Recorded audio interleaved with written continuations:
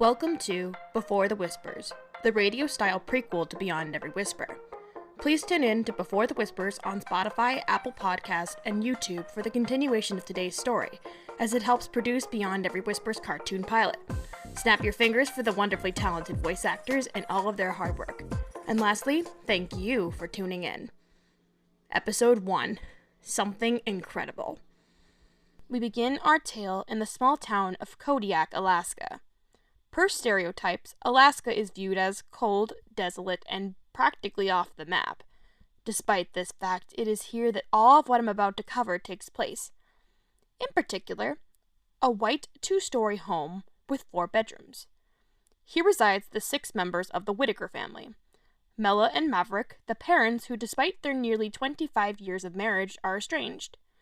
Maverick is constantly away, his position requiring him to travel, causing his absence up to weeks at a time. Mela is in a similar boat, although she's able to come home in the evenings. The pair have 4 children. The eldest, Rabina, or Rue, is 20, outgoing and vocal. In Mela's own words, unladylike is a phrase that caused Rue's eyes to roll up to the back of her head. Martha, the next in line, was 18, introverted and soft-spoken. The youngest are twins, Emily and Ian, who are 16, mischievous and jolly in their own right. Pranksters, of course. June of 2001, we find our characters in a bedroom. Martha is making a rearrangement to her decorations, when Rue, the oldest, comes abruptly into the room, seizing in rage, causing her sister to jump from the bed. The eldest Whitaker was average stature and fit. What detail most people picked up on her at first was her brown hair that nearly hit her waist, left wild and free. The woman's eyes were a chocolate brown. Surrounding them were her green square glasses. Sorry, didn't mean to startle you, sis. Martha shakily nodded before stepping away and seating herself back on her bed. She sat, wringing her hands restlessly. She wasn't nervous by anything in particular at that moment. This was just her normal twitching. The younger woman had light brown hair just below her shoulders and blue eyes.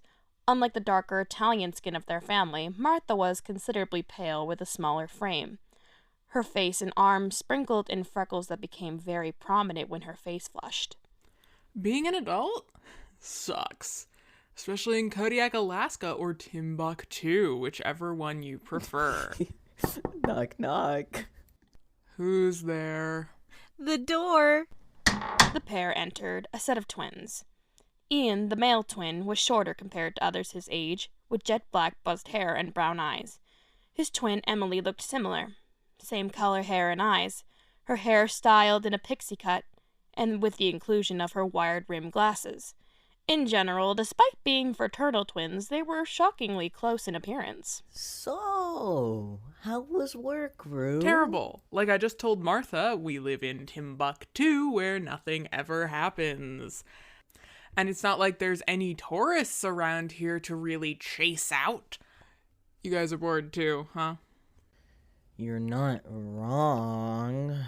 Well, we've been in Alaska for almost a year. I wonder what summer is like in the land of the midnight sun. We've already had a taste of it, Emily. It's been like that for almost 2 months. There's gotta be something to do here. I literally work for the only bowling alley in town. Here's an idea. We can go for a hike. Okay.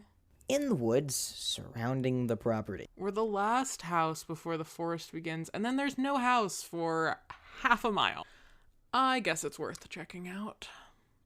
If it means not being so horribly, horribly bored. But aren't the mosquitoes the size of a quarter here? That's a misconception.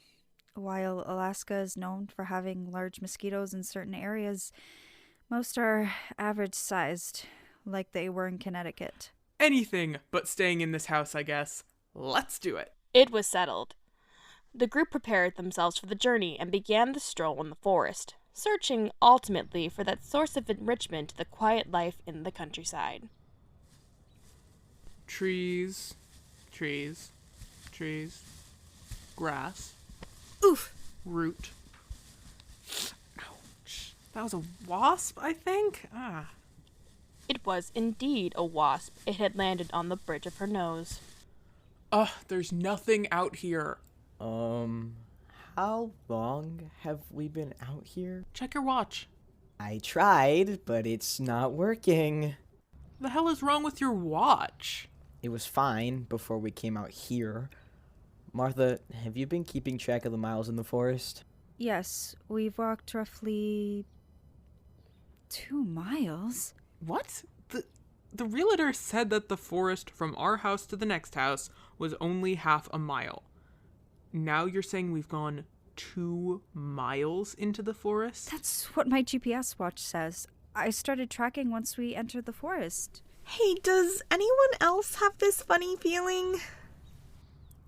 Okay, Emily, before you get paranoid like you always do, Ian's watch and Martha's GPS are a coincidence. Ian needs to get his watch fixed, and apparently that asshole lied to our mother about forest mileage, which doesn't surprise me because that bag of holes lied about the leak in the basement too. As her older sister yammered on, Martha was able to hear a siren-like noise. But of course, it's not certain where it came from. Martha stopped in her tracks. She shook her head. However, not too long after she picked up the pace again, was she once again interrupted by a touch on her shoulder. Instinctively, she turned around and found no one behind her. Marthy?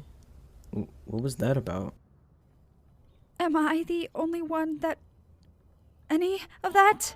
What are you talking about? That! Are you sure it's not ringing in your ears from the change in elevation? We've been here for months. It's not the elevation.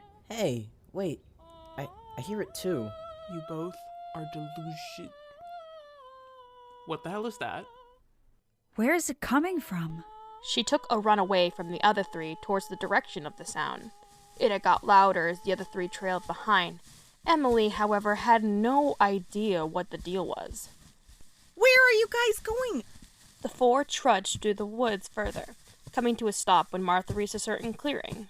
Guys, what is it? It's a voice, and now it's gone. At least I wasn't the only one who heard it. At least hearing ominous voices in the middle of the woods can't be added to the list of reasons why I think you're insane. You made it. An unfamiliar voice filled the air. The siblings peered over to see the light of a man with red hair and a long red beard. Something about him seemed off. So, of course, the only reasonable reaction to this was...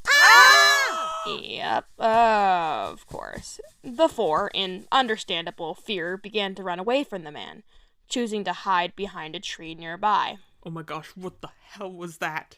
Okay, I didn't hear the voice, but I think we can all agree we saw the man with the long red beard. I don't think it's a man. It's as if my hand could go right through him. You're still bored, Rue? Oh, fuck you, Martha.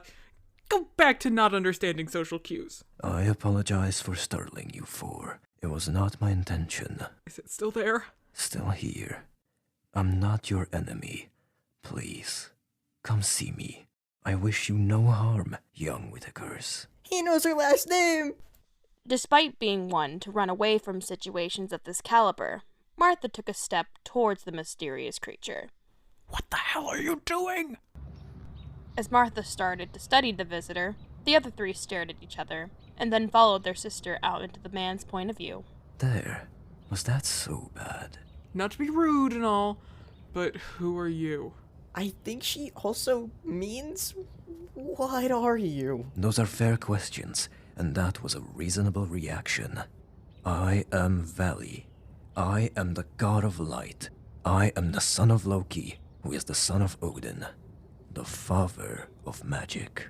A long time ago, I walked among you humans before my life was taken, and I went to the realm of the dead. A god of Norse mythology, here, in an Alaskan forest. And then to top it off, said Alaskan locals find you? What are the chances of that? You are the Whitakers, are you not?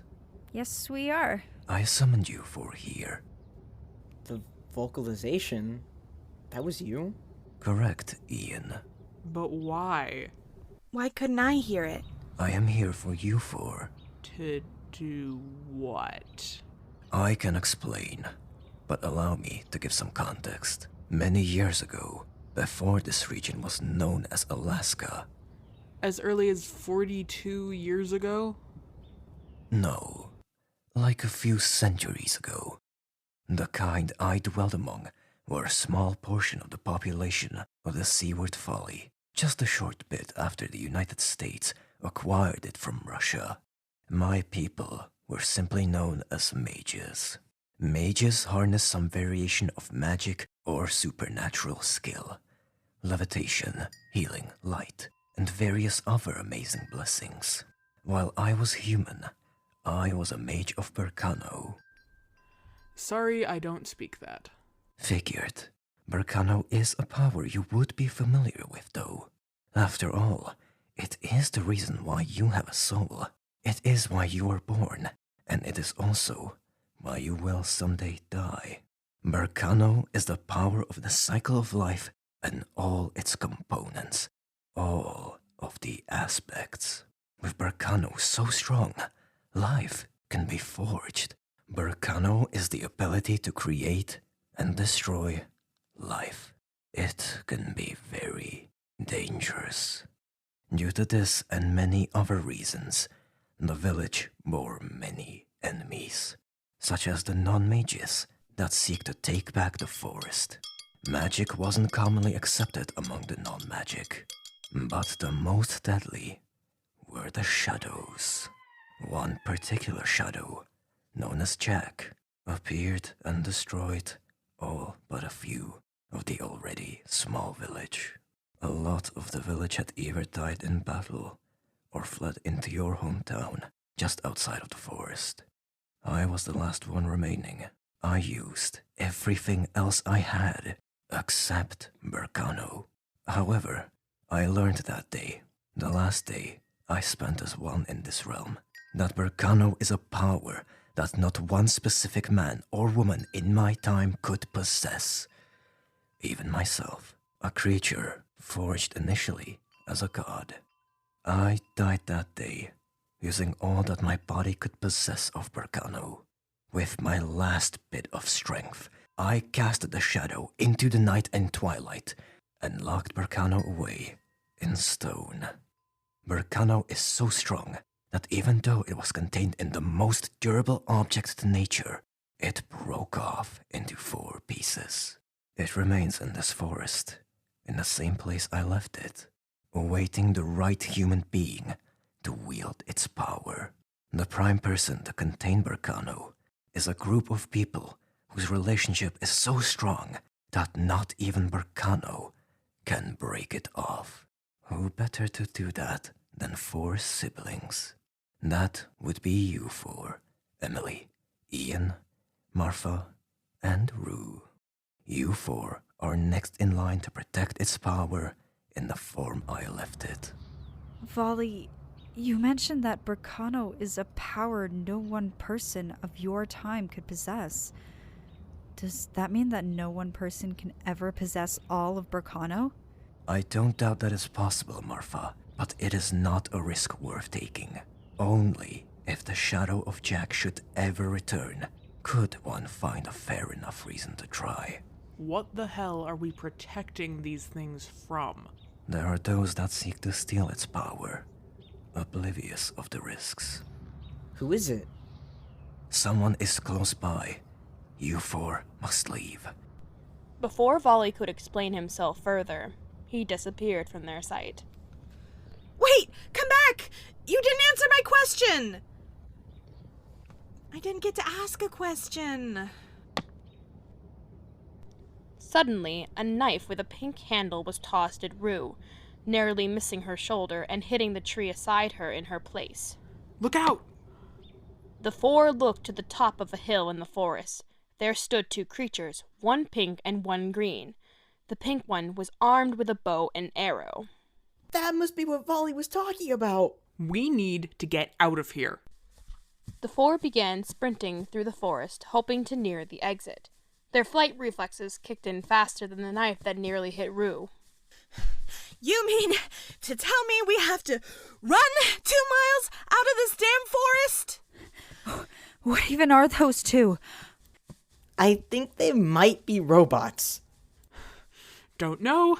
Don't give a shit. We need to get out of here. Martha lost her footing on a root, possibly the same one Emily slipped over earlier. The attackers finally got some lead and caught up to her. Meanwhile, the other three were still making quick action. Rue, with a gut feeling that something was amiss, turning her head to realize that Martha was missing. Shit. Martha's heart thumped as the green creature approached her, in which in her brief observations she learned that Ian's theory was right. Their two attackers were of robot or of android descent. The lime robot was male-presenting, dressed in silver and dark princely green attire, complete with silvery chains and an emblem on his chest that Martha wasn't able to identify. She didn't have too much time to take in either one of their features, as she was desperately trying to free her leg and catch up to her siblings. A powerful Burkano charm in the hands of such a clumsy human. As the male assailant finished his sentence, Martha closed her eyes. Without her knowledge, the stone fragment on her neck began to illuminate, and then in a flash, her assailant was blown away. Martha then opened her eyes to see the male assailant on the ground. She finally saw her window of opportunity to escape, seeing as how her attacker was merely stunned. What? What's that? Martha turned her head as she desperately sprinted with hopes to catch up to the other three. With their escapee out of sight, the green robot tried regaining a sense of his surroundings as well as his pride. The pink one approached him. Much like him, she was also dressed in more regal attire, more specifically a pink and black tunic. She had what was designed to appear as hair that was chin-length and jet black. She withdrew her bow to help her comrade off the ground. They got away. Come, Athena, we shall return. Right. With the help of Athena, her comrade was whisked to his feet. The two then teleported away into the unknown. While this was occurring, Martha continued to run until she stumbled upon the other three, who were in a panic. Where did you go? Are you okay? What happened? Martha stood in silence for a moment, still shaken by the ambush, but even more shaken by the event that occurred as a result. Her three siblings stood in concern, awaiting her answer. She had to say something. Something incredible. Thank you for tuning in to Before the Whispers audio series Season 1. Before the Whispers was created, produced, and written by Mary White. Voices by Mary White, Anna Stein, Ethan from Howell Films RP, Kat Mason, Malak Zainadine, Petra Papanik, Jason Skagel, and Sparky. Music is Code Warriors Heston Mims by Immuno. Special thanks to Kat Mason. Finally, we want to thank every one of you for all of your love and support. Before the Whispers is a small, independently made audio show with a lot of work and love put into it, so we hope to see you around as we continue to grow in our skills. This is Mary White saying goodbye.